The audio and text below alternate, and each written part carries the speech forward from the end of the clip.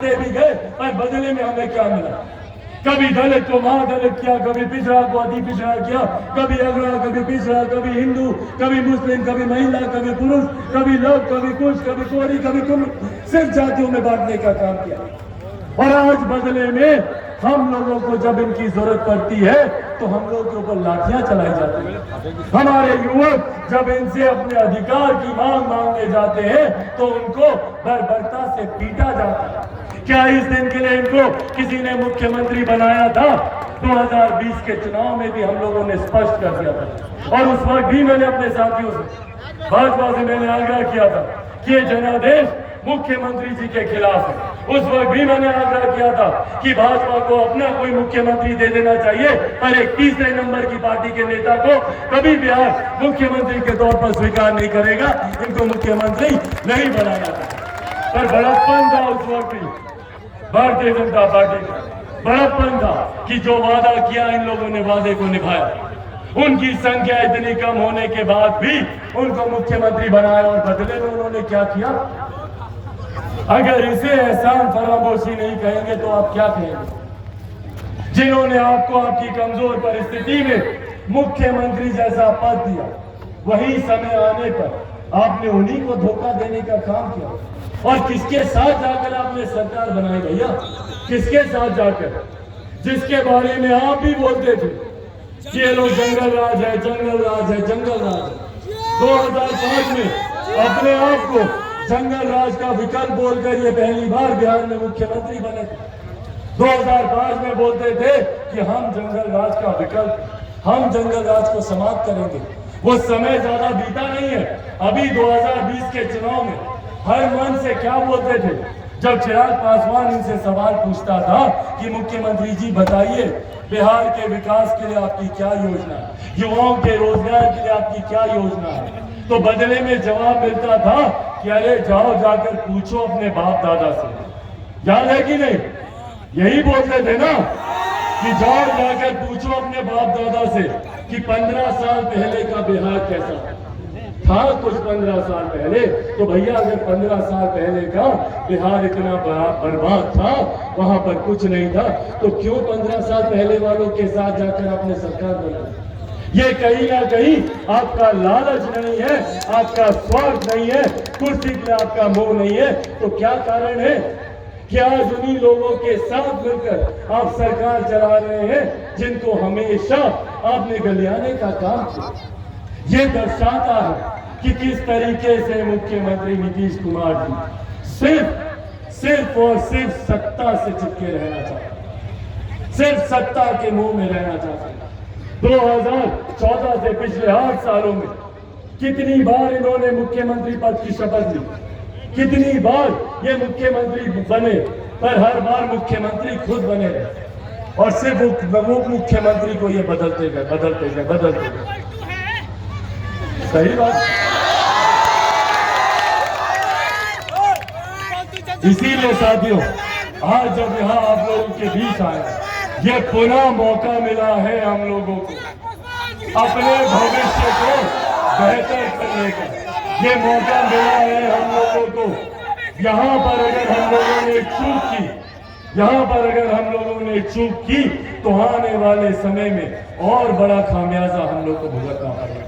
इसीलिए आज यह आग्रह करने आप लोगों के बीच आया है कि अपने भविष्य के लिए, अपने आने वाली पीढ़ी के भविष्य के लिए जरूरी है कि हम लोग ऐसे नेताओं को चुनकर बिहार की विधानसभा में भेजें जो सही मायनों में हमारे लिए लड़ाई लड़े, जो सही मायनों में हमारे हक अधिकार की बातों को विधानसभा में उठाने का काम करें। और कहीं गलती से मौजूदा सरकार के प्रत्याशी चुनाव अगर जीतते हैं तो वही जंगल राज की बात होगी, वही लाठियां चलेंगी, वही अपहरण, डकैती, लूटमार, बलात्कार, हत्याओं का सिलसिला जारी होगा जो मुख्यमंत्री नीतीश कुमार जी के शासन में होता है।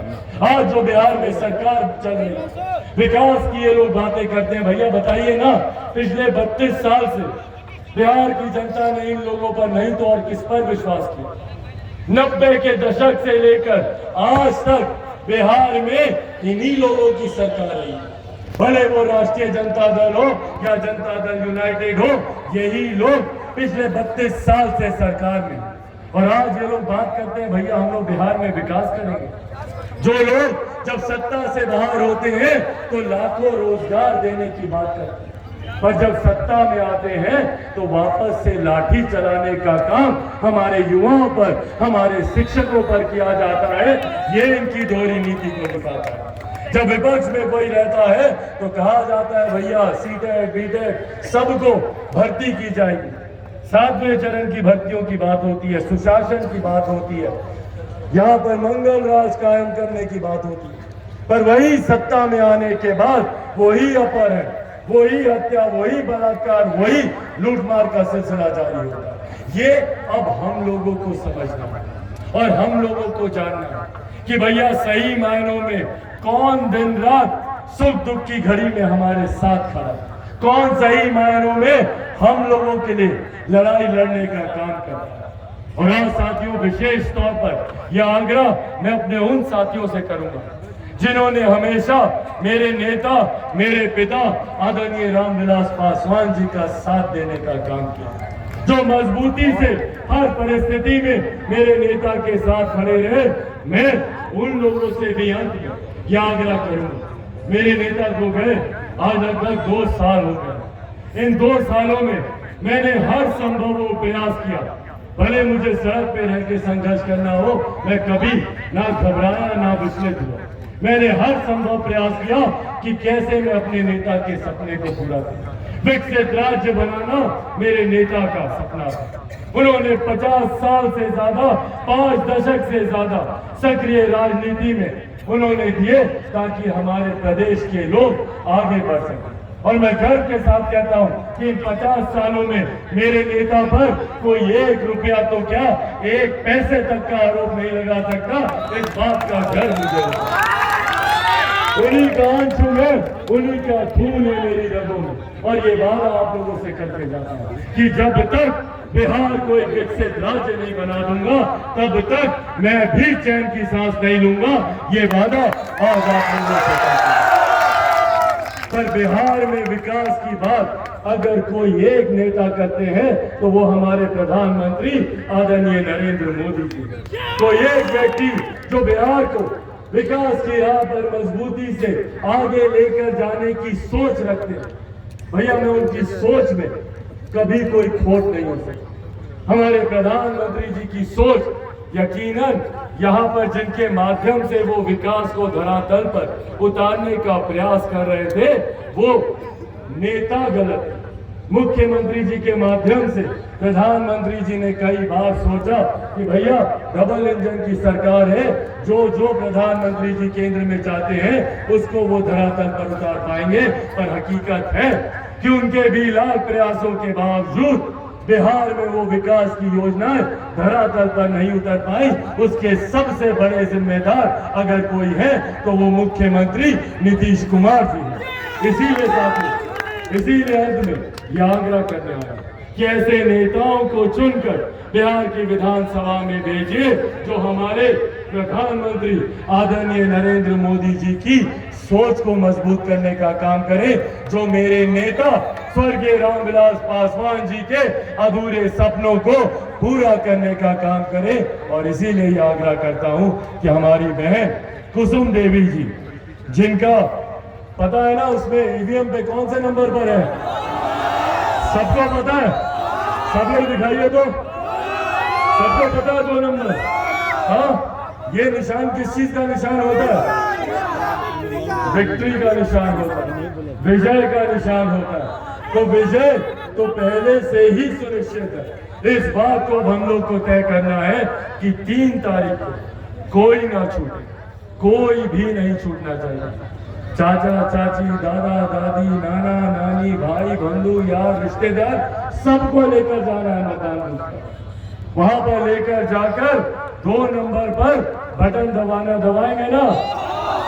युवाओं को अकेले नहीं जाना है, अपने साथ 10-10 लोगों को लेकर जाना है। लेकर जाएंगे? चाची जाइएगा ना? आप उठाकर बताइए, सब लोग जाइएगा ना?